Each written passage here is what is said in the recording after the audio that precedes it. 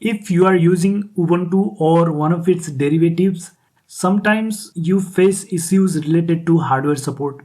It doesn't matter if you recently switched from Windows or you have been using Linux for a few years now.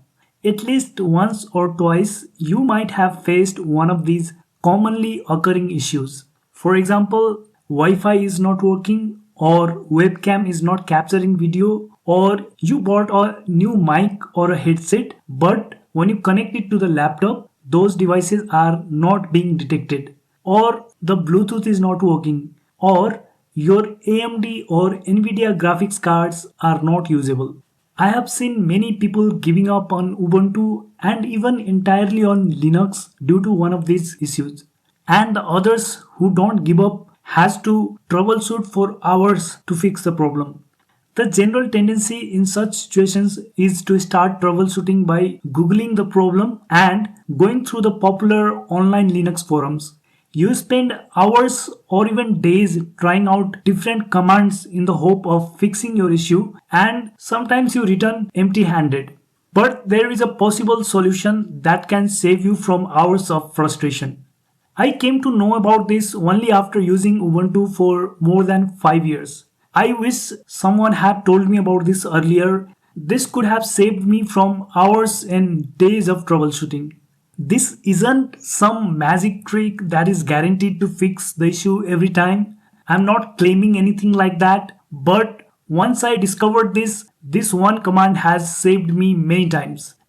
If you are in a hurry to fix your problem or want to know the trick as quickly as possible, then here is the command for you.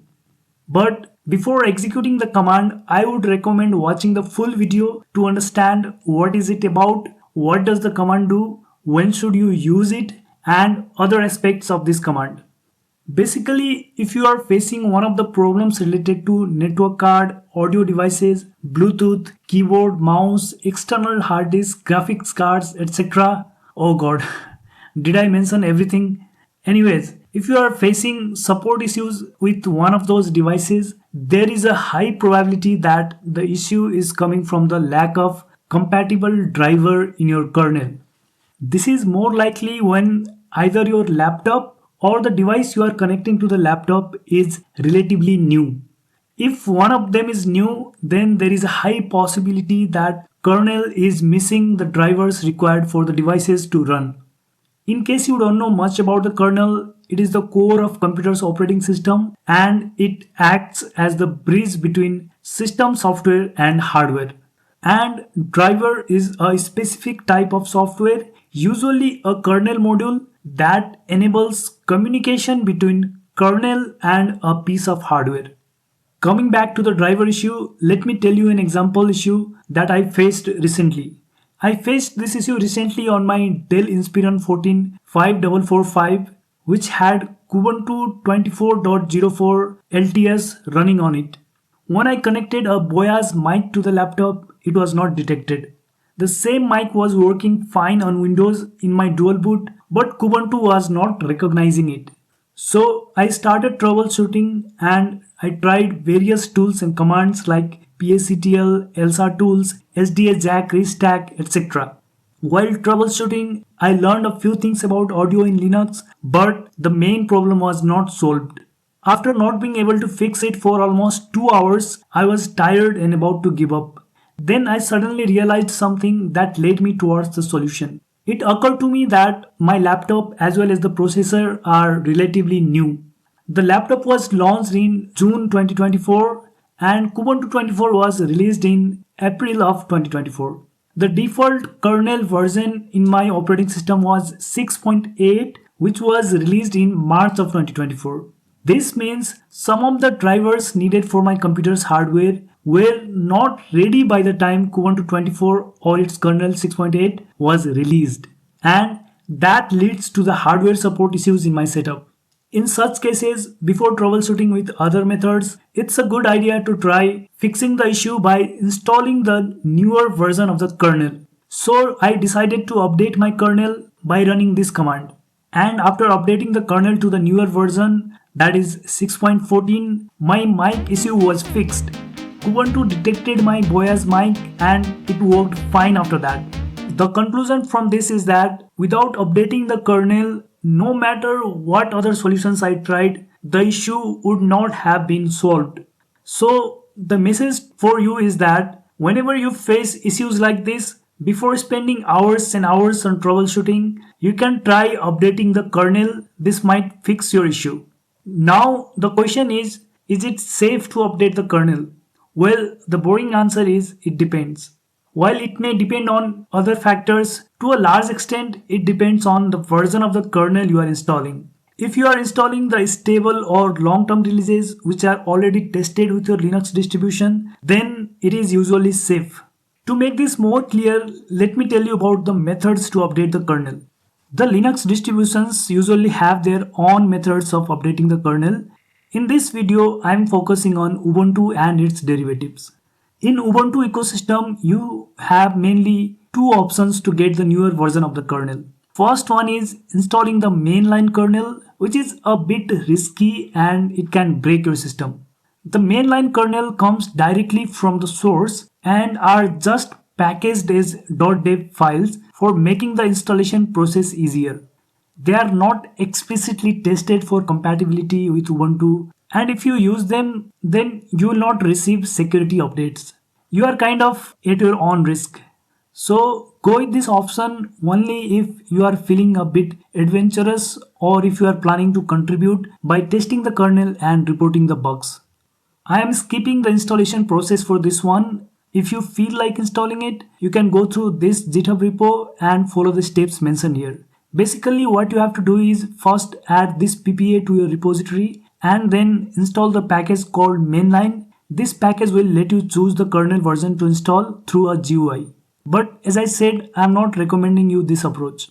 I recommend you the second option, which is HWE, which stands for Hardware Enablement Stack. It is basically a newer Linux kernel provided by Canonical after rigorous testing. The HWE stack enables your computer to support newer hardware much better. With HWE, you can have the kernel from the newer Ubuntu release into your existing LTS release. For example, in my Ubuntu 24.04, I can have the kernel from Ubuntu 25.04 or 25.10 or even from Ubuntu 26.04 and other subsequent releases in the future. This means I can have the updated drivers for the better hardware support without upgrading to the latest Ubuntu releases. The HWE stack automatically tracks newer kernels as they are released. Once you install HWE, you won't have to do anything manually to install newer version of kernel in future. Whenever you run sudo apt update and sudo apt upgrade, your kernel will also be updated if there is a new release from Canonical.